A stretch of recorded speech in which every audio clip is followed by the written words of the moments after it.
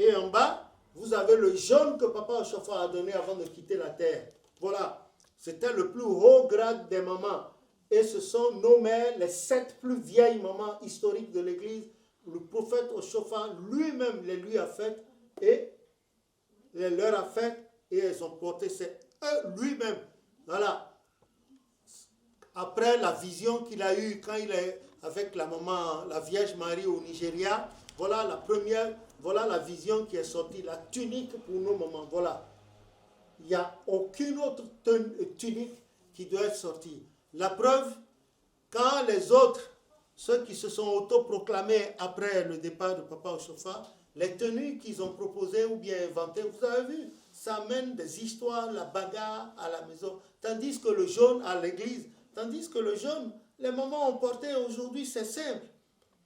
C'est simple. Aujourd'hui, vous avez des petites filles de 23 ans qui portent ces trucs-là. Ce n'est pas possible. Quelle sagacité elles peuvent montrer à l'église? Non, c'est désolant, c'est triste, mais moi je ne peux rien, je ne peux que vous rapporter et vous rapporter également les questions que les uns et les autres me posent là-dessus. Donc les gens parlent de ramener l'ordre et l'unité de l'église par pétition, d'autres disent par etc. etc. Non, c'est des histoires, c'est absolument des histoires, ça ne sera pas possible. Vous voyez? Ici, sur votre droite, ici en haut, sur votre droite à vous, vous voyez la deuxième photo à partir de la droite, c'est la fille du prophète Ochofa.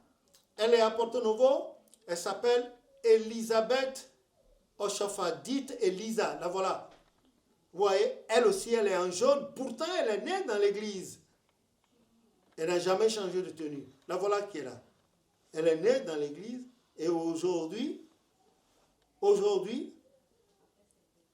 elle a 71 ans, 72 ans d'ancienneté dans l'église. La voilà. Elle s'appelle Elisa. Si vous allez à Porto Novo, chez le prophète Ochofa, sa résidence personnelle, vous allez la trouver. Elle est là.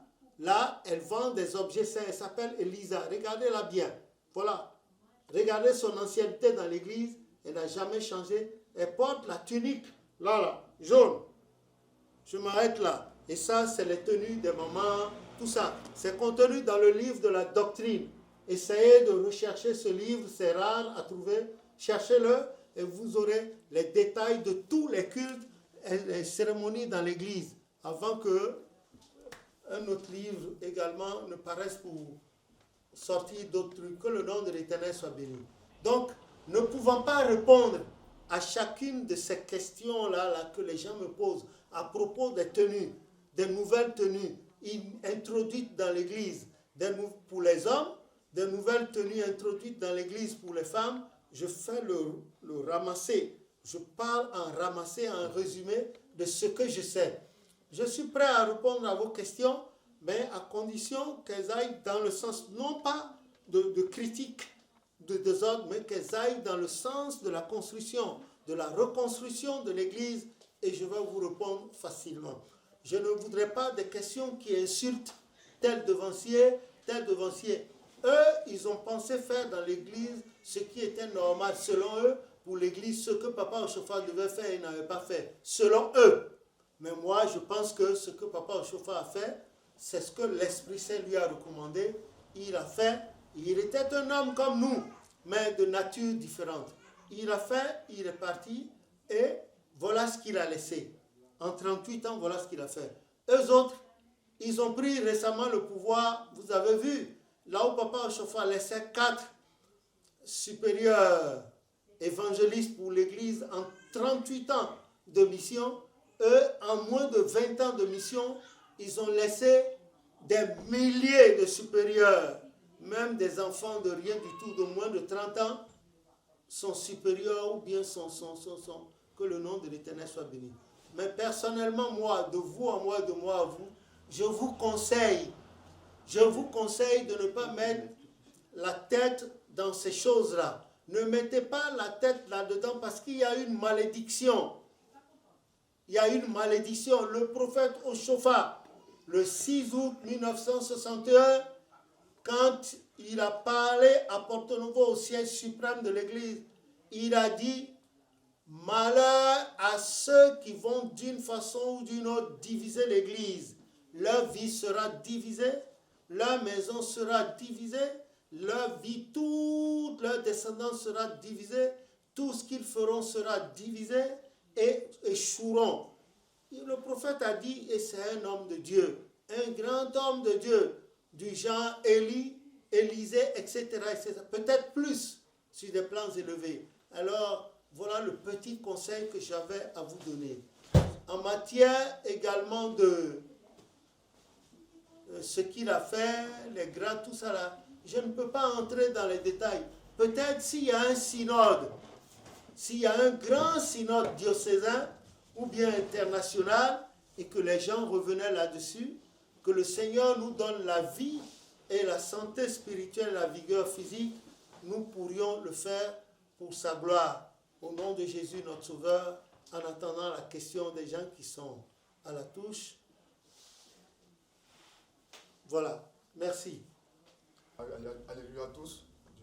Du coup, je voulais revenir sur ce que Papa Lévi a dit. En fonction des onctions, Papa Lévi, je me permets de poser la question.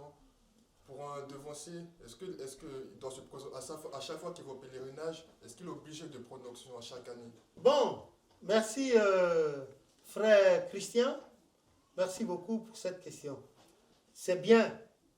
On va faire la différence entre aller au pèlerinage et prendre l'onction. Le pèlerinage fait partie des piliers de l'enseignement de l'Église. C'est une obligation à quiconque est chrétien céleste ou chrétienne céleste d'aller chaque année au pèlerinage comme le font nos frères mahométans, les musulmans. C'est une obligation. Mais on ne va pas au pèlerinage pour l'onction. C'est une obligation, un devoir pour nous de nous rendre au pèlerinage chaque année.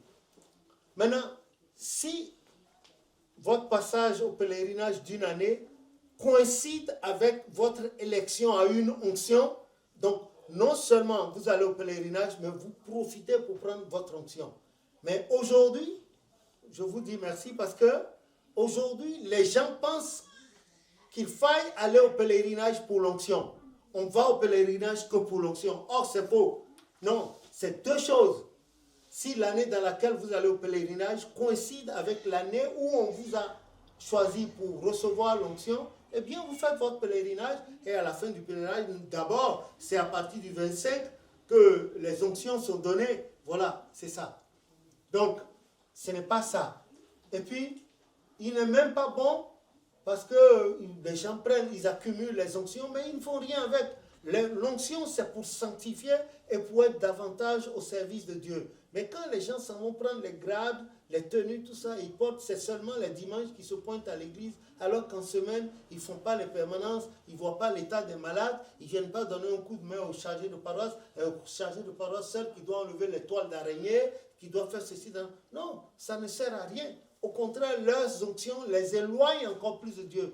Quand on n'est pas prêt, il vaut mieux ne pas y aller. Celui qui va prendre l'onction, je pense à mon humble avis que c'est celui qui sincèrement pense qu'il peut être utile à la communauté. Voilà. Et l'onction, quant à elle, quand vous venez à l'église du christianisme céleste la première année, vous faites le bain de purification. Le bain de purification, quand vous venez naître là, et que vous dites que vous voulez être chrétien céleste, on ne vous baptise pas tout de suite comme les gens le font, à moins que vous receviez une injonction du Saint-Esprit pour qu'on vous baptise en même temps. Ça, le Saint-Esprit a le pouvoir discrétionnaire de le faire parce que c'est son église.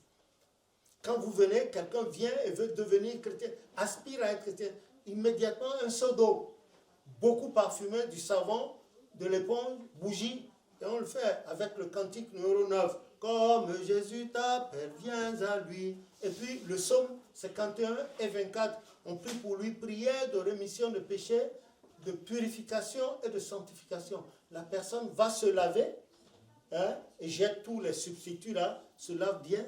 En ressortant, cette personne peut déjà être en soutane. Elle peut porter la soutane et être membre de la paroisse, peut faire des lectures, la quête, tout ça, mais ne peut pas prendre la communion ni entrer dans le jardin de prière. cette personne est là, observe, prends note, va au cours biblique, pose des questions sur l'apparence, vois comment ça se passe. Et au terme de cette première année de, je ne sais pas, de noviciat, d'observation, ce serait à elle, à cette personne, de dire, j'aimerais me baptiser, votre église me plaît. C'est la personne qui demande maintenant. On ne demande pas à la personne si elle veut le baptême ou non. C'est la personne qui demande le baptême. Et quand la personne demande le baptême, allez, on la conduit vers l'eau. C'est la deuxième année, ça. Le début de la deuxième année. On baptise cette personne-là et elle fait encore 1 an d'apprentissage et d'observation. Et à la fin de cette année-là, si cette personne est prompte, ça veut dire que la 3e année va commencer. Allez, on l'envoie à l'onction. Je voudrais savoir si cette personne est mineure, par exemple un enfant de 5 ans qui est amené à l'église. Non, pas du tout. Un enfant mineur ne peut pas recevoir l'onction. Mais... Non, je parle du baptême. Est-ce que c'est un enfant qui doit se proposer, c'est ses parents? Non, ce sont ses parents. Parce que les parents sont responsables de l'éducation spirituelle et religieuse des enfants. Les parents, s'ils sont membres de l'église, doivent faire baptiser leurs enfants mineurs. Et ils sont là, sous la dépendance de leurs parents, jusqu'à l'âge adulte. À l'âge majeur adulte, si les enfants veulent, ils continuent dans la même lancée que leur papa, comme vous. Et puis, s'ils ne veulent pas, ils peuvent changer. Et le père ne peut rien dire. Lui, le père et la mère auront déjà fait jouer leur partition, c'est-à-dire garantir l'éducation spirituelle et religieuse à l'enfant jusqu'à l'âge là de la majorité. Voilà. Mais nous autres, nous souhaitons que tous nos enfants, aller à la majorité, continuent pour pouvoir jouir des mêmes grâces que celles que Dieu nous a données. Que le nom de l'Éternel soit béni. Voilà. C'est cela. On ne doit obliger personne à être chrétien céleste. Personne. C'est pour cela que, généralement, au bord de l'eau, quand les gens sont dans les rangs, et on appelle les noms, on demande qui sont ceux qui ont été forcés au baptême. S'il y en a qui lèvent la main, on dit sortez, et on leur demande qui vous a forcé. On dit c'est papa, c'est maman, ou bien c'est mon mari. Non, on vient librement au baptême. Librement, on vient au baptême.